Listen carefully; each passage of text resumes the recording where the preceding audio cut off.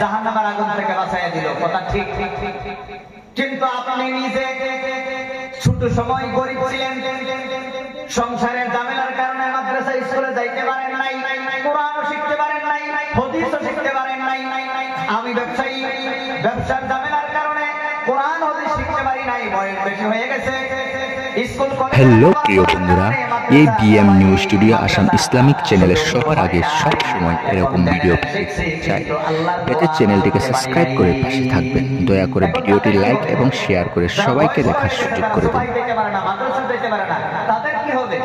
এই জন্য আলেম ওলামাদের 2 নম্বর দায়িত্ব হলো বছরে একটা বার মাদ্রাসা থেকে মাদ্রাসাওয়ালারা আপনাদেরকে ডাক দেয় যে কৃষক ভাইয়েরা তোমরা অন্ততবার একটা বার তোমরা আসো, আমার কৃষক ভাইয়েরা তোমরা আসো, ব্যবসায়ী ভাইয়েরা তোমরাও একদিন আসি হাজির হও,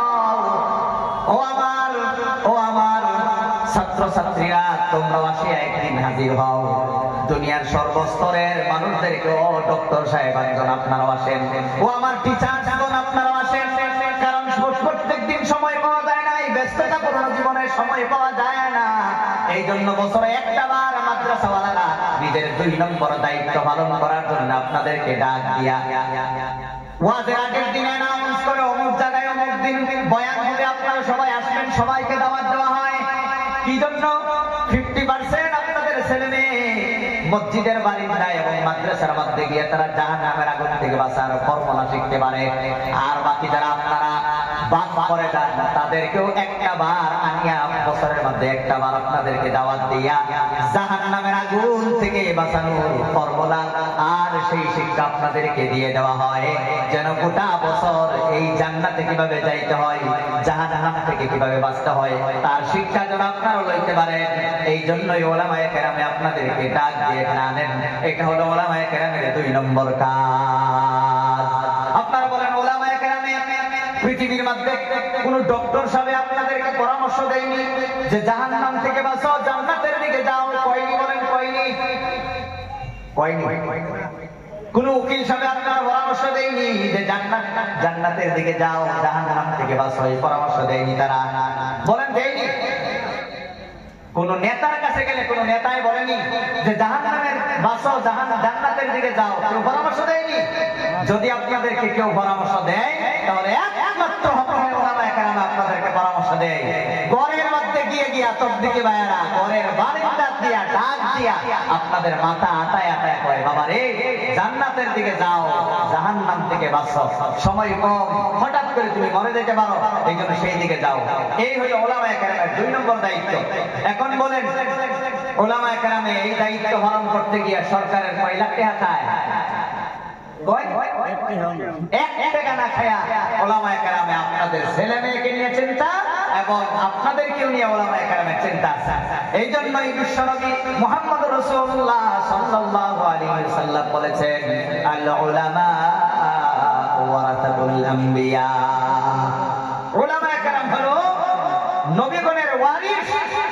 এই জন্য রাইসুল মুফাসসির আপনার রাইসুল মুফাসসিরিন আব্দুল্লাহ ইবনে আব্বাস রাদিয়াল্লাহু তাআলা উনি বলেন যে আল্লাহ কোরআনে কারীমের মধ্যে যত জায়গায় নবীকে মহব্বত করার কথা বলেছেন, ঠিক তদ্রূপ ভাবে আলিম ওলামাদেরকেও আপনাদের মহব্বত করতে হবে।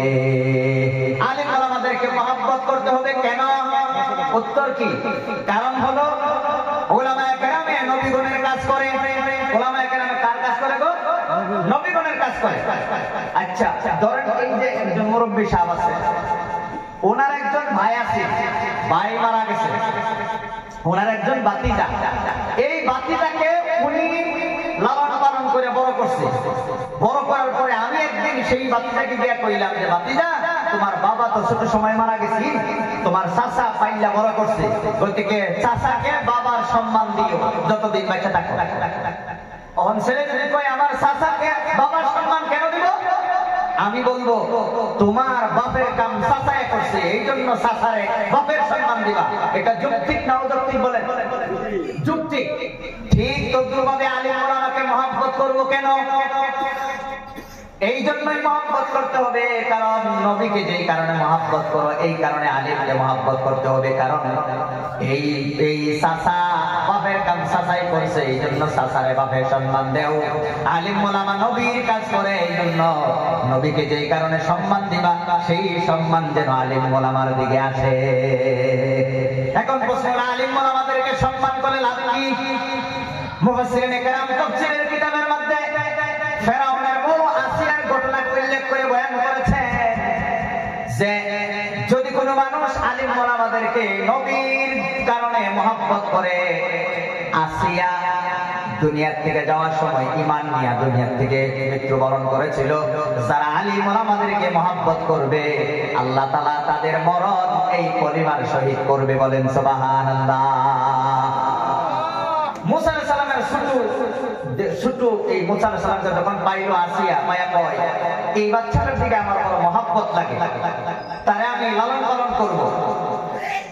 মুফাসসিরিনে কেরাম প্রমাণ দিতে গিয়ে বলেছেন এই যে নবীকে মহব্বত লাগে, এই মহব্বত লাগে বলার কারণে আল্লাহ তাআলা ওনাকে জান্নাত দেখায় দুনিয়া থেকে উঠে নিছে। বলেন সুবহানাল্লাহ। আর ফেরাউনও কইছিল তোমার মহব্বত লাগতে হয়, আমার মহব্বত লাগে না। এই পৃথিবীতে যারা আলিম ওলামাদেরকে ঘৃণা করবে, ঘৃণা কি জন্য আলিম ওলামাকে ঘৃণা করে?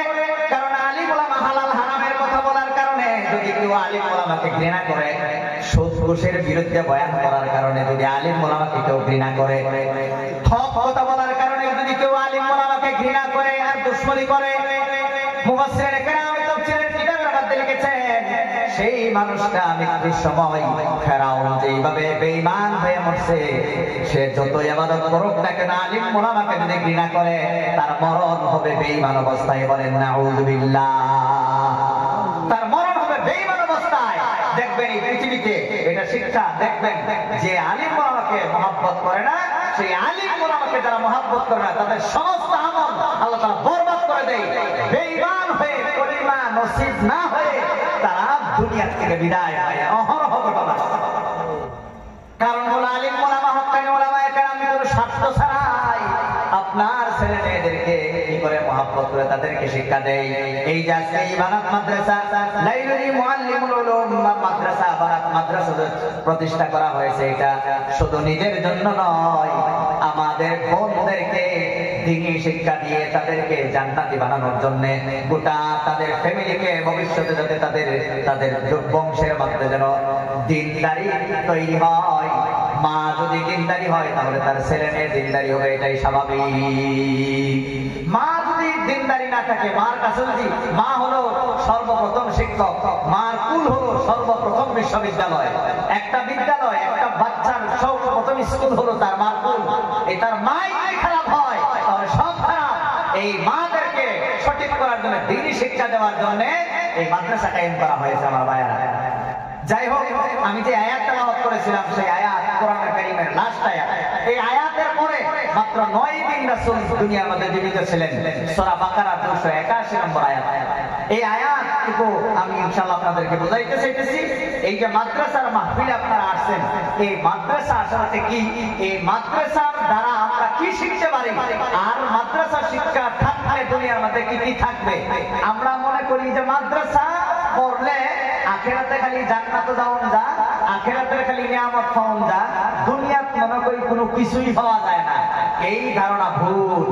মাদ্রাসা শিক্ষা গ্রহণ করলে আখিরাতের যত নিয়ামত আছে এগুলো আসলে আমি আলোচনা নাই করলাম। দুনিয়ার মধ্যে কি কি ফায়দা হয় আপনারা কি শুনবেন? মাদ্রাসা শিক্ষার দ্বারা দুনিয়ার কি কি ফায়দা হয়? এই যে মেয়েরা যা করতেছে, ছেলেরা যা মাদ্রাসার মাঝে করতেছে, এই মাদ্রাসার দ্বারা দুনিয়ার জীবনে কি কি ফায়দা হয়? কয়েকটা ফায়দা আমি বলি। 1 নম্বর ফায়দা হইল মাদ্রাসা শিক্ষার দ্বারা দুনিয়ার মধ্যে যত ফায়দা হয় তার মধ্যে একটা বড় ফায়দা হলো দুনিয়ার মধ্যে মাদ্রাসা শিক্ষার কারণে আমার এবং আপনাদের এবং জীব জানোয়ার সবারই জীবন রক্ষা হয়। বলেন জীবন রক্ষা হয় কোন শিক্ষার কারণে? মাদ্রাসা শিক্ষার কারণে দুনিয়াতে আমাদের জীবন রক্ষা হয়। দলিল কি, প্রমাণ কি? রাসূল হাদিসের মধ্যে বলেন যতদিন পর্যন্ত দুনিয়ার মধ্যে একজন মানুষ আল্লাহ আল্লাহ বলনেওয়ালা থাকবে। এই যে এখন যদি আপনারা কেউ উঠেন, আমি বয়ান ছেড়ে দেন আর তারে ইনশাআল্লাহ কুলো করে লই আইবেন, এটা বয়ান দিবেন, ওয়াজ করুন না। একবার হাসা কথা বলেছি, আগে তো শুধু ইসলাম কাটা কাটা দেওয়ার আসতে চেঞ্জ হয়ে যায় মাঝে উঠে যাওয়াটা বিরাট খারাপ লাগে সাধারণত আমারও তো ঘুম ক্ষতি হইতেছে আপনাদেরও ঘুম ক্ষতি হইতেছে আমি চাইতেছি যে আপনারা কিছু একটু শিখাই দিলে আপনারা গেলে এটা ফায়দা হইব আর কি এই জলসাটা কামিয়াব হইব কয়েকটা জিনিস যদি আমরা শিখতে যেতে পারি এখান থেকে যদি 10 জন মানুষ কোনো একটা জিনিস শিখতে পারি এটাই আমি মনে করি 10 জন না যারা বলছি আল্লাহ তাআলা সবারই দিন দিয়েছে সবারই কাম দিয়েছে আল্লাহ তাআলা সবার জন্য সুযোগ দিয়েছে জান্নাতে যাওয়ার আমরা ততদিন আমরা কোনো জ্ঞান পাই আল্লাহ তাআলা মুসা আলাইহিস সালামকে বানায়া ফেরাউনকে জান্নাতে যাওয়ার সুযোগ করে দিছিল কিন্তু ফেরাউনে মানছে না আর সুযোগ গ্রহণ করছে না সুযোগ গ্রহণ না করে তার যে পরিণতি হইছে আল্লাহ এখন সুযোগ দিয়েছে সুযোগ ছেড়ে দিল ফেরাউনের যে পরিণতি হইছে আল্লাহ এই পরিণতি করলে আল্লাহর কোনো সময় লাগবে না সুযোগ আল্লাহ তাআলা দিয়েছে আমি বলতেছিলাম জীবন রক্ষা হয় কিভাবে রাসূল বলেছেন যতদিন পর্যন্ত এই দুনিয়ার একজন মানুষ আল্লাহ আল্লাহ বলনেওয়ালা থাকবে ততদিন পর্যন্ত এই দুনিয়ার সিস্টেম ধ্বংস হবে না অর্থাৎ দুনিয়াটা কিয়ামত হবে না দুনিয়াটা থেকে যাবে বলেন আল্লাহ আল্লাহ যে জায়গায় শিক্ষা দেওয়া হয় এই শিক্ষা প্রতিষ্ঠানটার নাম হইল আপনাদের মধ্যলরির মুখ এলপি স্কুল না নাকি রূপহী কলেজ না নগাঁও ইউনিভার্সিটি দেখো আল্লাহ আল্লাহ শিক্ষা দেওয়া হয় Nagaon university college high school না কই শুধু মাদ্রাসা না একমাত্র মাদ্রাসা যেটা বাবা এই যে দেখতেছেন কি খারাপ খারাপ লাগতেছে এবারে আগে এটা তো তুই আমাদের জায়গায়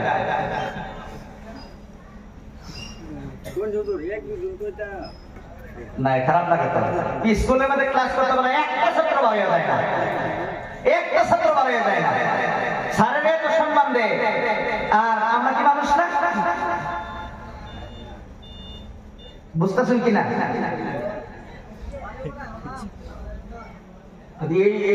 এই পার্থক্য আর কি কারে গুরুত্ব দিন লাগে আর কারে দিন লাগে না একজনের গুরুত্ব না দিলে সমস্যা হইব কয়েকদিন আর একজনের গুরুত্ব না দিলে সমস্যা হইব চিরদিন এই চিরদিন একটা বুঝে না কয়েকদিন একটা বুঝে সাধারণ ভাবে ওরা সিরিয়াস হব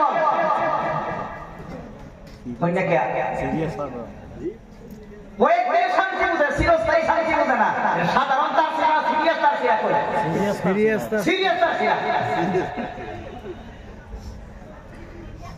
এখানে কোন কিচ্ছা কাহিনী বলবে বলছি না আমি বড় দরদ নিয়ে কথা লিখেছি একটা বুঝতে পারছেন না উদাহরণ বুঝেন একটু আমার ভাইরা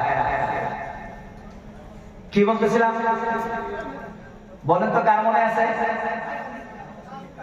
কোন জায়গার কথা আসলো বলেন বলেন হ্যাঁ আল্লাহ আল্লাহ শিক্ষা দেওয়া হয় একমাত্র মাদ্রাসায় এখন মাদ্রাসা যদি বন্ধ করে দেয় আল্লাহ আল্লাহ থাকবে না শেষ হইবে আর রাসূল বলতেছেন আল্লাহ আল্লাহ শেষ হইলে দুনিয়াও শেষ হবে এখন দুনিয়া শেষ হইলে আমরা থাকতে পারবো জানোয়ার থাকতে পারবে জীব জানোয়ার থাকতে পারবে আমেরিকা থাকবো এশিয়া থাকবো ভারত থাকবো না সব ধ্বংস হইব তাহলে মাদ্রাসা রাখলে পৃথিবী থাকবো মাদ্রাসা ধ্বংস হইলে আমরাও ধ্বংস হইয়া গতিকে এখন মাদ্রাসা রাখা জরুরি না ধ্বংস করা জরুরি বলেন আপনার পাঁচতলা বিল্ডিংটা যদি খারাপ হয়ে রাখবার চাই তাহলে আগে মাদ্রাসা বাঁচাও তোমার বিল্ডিং থাকবে আর মাদ্রাসা যদি বন্ধ করে দাও তোমার পাঁচতলা বিল্ডিং ভাঙিয়ে তোমার গুহ করবো কথা বলেন ঠিক কিনা বুঝতেছেন কিনা কোনটা রাখলে কোনটা থাকবো এটাই আমরা বুঝি না বিল্ডিং বানাইতেছি মাদ্রাসা নষ্ট করতেছি এটা ভাঙিয়ে তোমার গুহ করবো গুহ বর্তমান বিজ্ঞানীরা কইতাছে সূর্যের হাইড্রোজেন জ্বললা যে উত্তাপ দেয় এটা কই না এটা কম্বো এটা শামস কৌবিরা আল্লাহ তাআলা বলছেন সূর্যের মুসরায়া একবারে শেষ করে দাও ওইটাছে টাইম আইতাছে তার অরবিট চেঞ্জ হইতেছে বিজ্ঞানীরা বলতেছে সূর্য পূর্ব দিকে উড়ার যেই রুটিন এটা বেশি দিন নাই এটা চেঞ্জ হয়ে যাইব রাসূল তো বলছে পশ্চিম দিকে সূর্য উদিত হইব সম্মানিত ভাইয়েরা আল্লাহ কোরআনে সব আল্লাহ তাআলা বলে দিয়েছেন খুব ভালো করে শুনেন এই জন্য মাদ্রাসা যদি থাকে তাহলে আমাদের জীবন রক্ষা হয় এই জন্যই মাদ্রাসা আমাদের টিকায় রাখতে হবে যদি আমরা দুনিয়ার মধ্যে থাকতে চাই আমাদের ভবিষ্যৎ প্রজন্ম যদি দুনিয়ার মধ্যে থাকিয়া আল্লাহ আল্লাহ করে জান্নাতে যদি হতে চায় তাহলে মাদ্রাসা আমাদের জরুরত লাগবে 2 নম্বর মাদ্রাসা থাকলে আমাদের দুনিয়ার মধ্যে যেই ফায়দাটা হয় বলেন, আমাদের জীবন রক্ষা করার যেই ফায়দাটা হয় নাকি ছোট মোটো ফায়দা না, অনেক বড় ফায়দা বলেন। একটু সামান্য বেমার হইলে হসপিটালের মধ্যে গিয়ে লাইন ধরি, ফার্মাসি ওষুধ খাইতে খাইতে নিজের ব্যাংক ব্যালেন্স সব নষ্ট করি। আল্লাহ তাবারক তাআলা ওয়াদা দিয়েছেন, রাসূল বলেছেন যে মাদ্রাসা শিক্ষা দুনিয়া থাকলে এই দুনিয়া লাস্টিং করবে কতদিন? মাদ্রাসা থাকবে পৃথিবীতে যতদিন। 2 নম্বর মাদ্রাসা থাকলে দুনিয়ার মধ্যে কি ফায়দা? ইবাদত মাদ্রাসা এবং যে মাদ্রাসা কওমিয়া মাদারিসগুলো আছে এগুলা থাকলে কি ফায়দা হয়? দুনিয়ার মধ্যে কি ফায়দা হয়? 2 নম্বর আরেকটা ফায়দা হইল মাদ্রাসা পৃথিবীর মধ্যে থাকলে 2 নম্বর যেই বড় ফায়দাটা হয় সেই ফায়দাটার নাম হলো আমাদের আপনাদের এই পৃথিবীর সব মানুষের মনুষ্যত্ব রক্ষা হয়। আমরা যে মানুষ, এই মানুষ হওয়াটা ঠিক থাকে মাদ্রাসা থাকলে, আর মাদ্রাসা না থাকলে মানুষ মনুষ্যত্ব হারায় ফেলে। একটা উদাহরণ দিই, আপনারা বলেন বিয়া-শাদী ছাড়া সন্তান জন্ম দেওয়া হালাল না হারাম? না, সবাই বলতে হবে বিয়া-শাদী ছাড়াই সন্তান জন্ম দেওয়া হালাল না হারাম? আরো জোরে বলেন হালাল না হারাম? এই কথাটা লেখা আছে ক্লাস 10 এর গণিতে না, হায়ার সেকেন্ডারি ইংলিশে লেখা আছে, ইউনিভার্সিটির কোন রিসার্চ স্কলার থিসিসে লেখা আছে। তাহলে কই লেখা আছে? তাহলে লেখা আছে শুধু মাদ্রাসা না ভাই, একমাত্র মাদ্রাসায় এটা লেখা আছে। একমাত্র মাদ্রাসা কিতাব বইয়ে, পাঠ্য বইয়ে লেখা আছে বিয়া ছাড়া সন্তান জন্ম দেওয়া হারাম। এখন স্কুল কলেজ ইউনিভার্সিটির মধ্যে তো এই লেখা নাই, তারপরে আমাদের মুসলমান ছেলে মেয়েরা এটা মনে প্রাণে বিশ্বাস করে। 1 লাখ স্টুডেন্টের মধ্যে 1 লাখ মুসলমান ছাত্র ছাত্রীর মাঝে 99,999 জন মুসলমানের মনে প্রাণে বিশ্বাস করে যে বিয়া ছাড়া সন্তান জন্ম দেওয়া হারাম। এখন প্রশ্ন হলে স্কুলের কিতাবে তো নাই, তারা হারাম বিশ্বাস করে প্রত্যেককে। এই যে বছরে একবার ওয়াজের মধ্যে আইছে, আয়া হুজুরে কইছে কন্যা হিকালছে, মসজিদের মধ্যে শুক্রবারে গিয়ে ইমাম সাহেব কইছি হেনো হিকালছে, মানে কোরআন শরীফ ডাইরেক্ট না বললেও কোরআন শরীফের ছোঁয়া একটু লাগছে কারণে বুঝাচ্ছে মাসলা কথা আছে। আমি জানি এখন মসজিদের মধ্যে যদি কোনো ইমাম সাহেব না কয়, ওয়াজের মাহফিলে যদি কোনো ওয়াইজে না কয়, যদি তবলিগি ভাইয়ের তবলিগের মধ্যে যদি কোনো মোবাইল আপনার কোনো মোবাইল লেখা না কয়, কোনো মাদ্রাসার মধ্যে যদি কোনো হুজুর যদি না কয় যে বিয়া-শাদী ছাড়া সন্তান জন্ম দেওয়া হারাম, এটা যদি কেউ যদি না কয়, তাহলে কই এই কথাটা পাওয়ার কোন স্কুলের কোন ব্যবস্থায় আছে? যদি না থাকে তাহলে দশা হইব কি? ইহুদি খ্রিস্টানদের যেই দশা সেই দশা হইব। ইহুদি খ্রিস্টানরা, আমি কইছিলাম মাদ্রাসা শিক্ষার দ্বারা মানুষের মনুষ্যত্ব রক্ষা হয়। মাদ্রাসা শিক্ষা না থাকলে মনুষ্যত্ব ধ্বংস হইয়া মানুষ জানোয়ার হয়। জানোয়ার কিভাবে জানোয়ার হয়? ইহুদি খ্রিস্টানের দেশে বিয়া ছাড়া সন্তান জন্ম দেওয়া হারাম নয়, তাদের আইনে তার এটা বৈধ। এই জন্য তারা বিয়া-শাদীর আগেই মেয়েরা সন্তানের মা হইয়া যায়। মা হওয়ার পরে অফিসে গিয়া সন্তানের রেজিস্ট্রেশন করতে হয়, সেই রেজিস্ট্রেশনটা তার মার নামে হয়, বাবার নামে হয় না। কারণ বাবার নামে হইব দূরের কথা, যেই সন্তান হইছে এই সন্তানের বাবাকে তার মা ওই জানে না, সন্তানে আর অন্য মানুষের জানবো দূরের কথা। কিভাবে? এই বেড়ি একদিন এই মেয়ে একদিন এক পুরুষের সাথে কাটাইছে জঙ্গলে, এই মেয়ে আরেকদিন আরেক পুরুষের সাথে সময় কাটাইছে আপনার ক্লাবে, আরেকদিন এই মেয়ে আরেকদিন সময় কাটাইছে হোটেলে। কোন দিন কোন পুরুষের লোকে কুকীর্তি করার কারণে পেটের মাঝে বাচ্চা আইছে, তখন বাচ্চা জানবো অন্য কোনো মানুষ জানবো দূরের কথা, হ্যাঁ তো জানে না।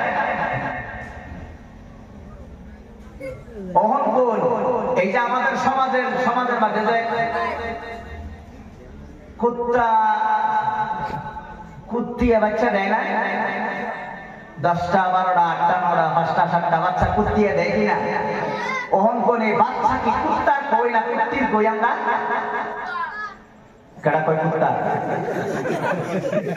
কারণ এই যে একটা কুত্তির যে বাচ্চা কয়েকটা হইলো, এটা কোন কুত্তার দ্বারা হইলো এটা তো কুত্তিও জানে না।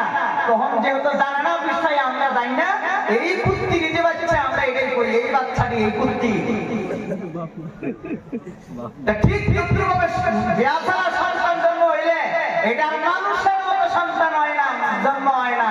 কুত্তির বাচ্চা যেমন হয় এমন তার দুনিয়ার মধ্যে এই নামেই তার ডাকা হয়। কথা বলতে কিনা?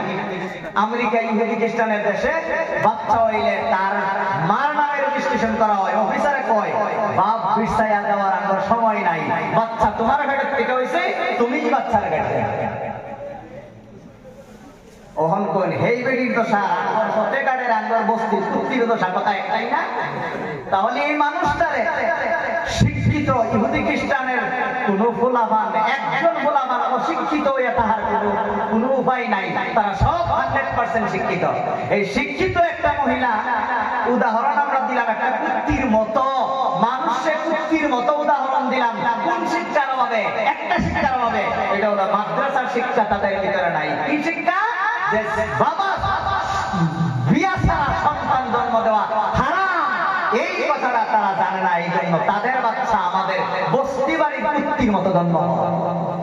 তাহলে বলেন মাদ্রাসা শিক্ষা না থাকলে মনুষ্যত্ব ঠিক থাকে না কুত্তির মতো হয়ে যায়? বলেন কন্যা কে আঙ্গর বস্তির কোন সেরা ছেলে ভাগ্যে গেলে দূর বেড়ে হুজুরের কাছে যায়, হুজুর জলদি বেড়া খালি ফরাইয়া দেন, খালি ফরাইয়া দেন, খালি ফরাইয়া দেন।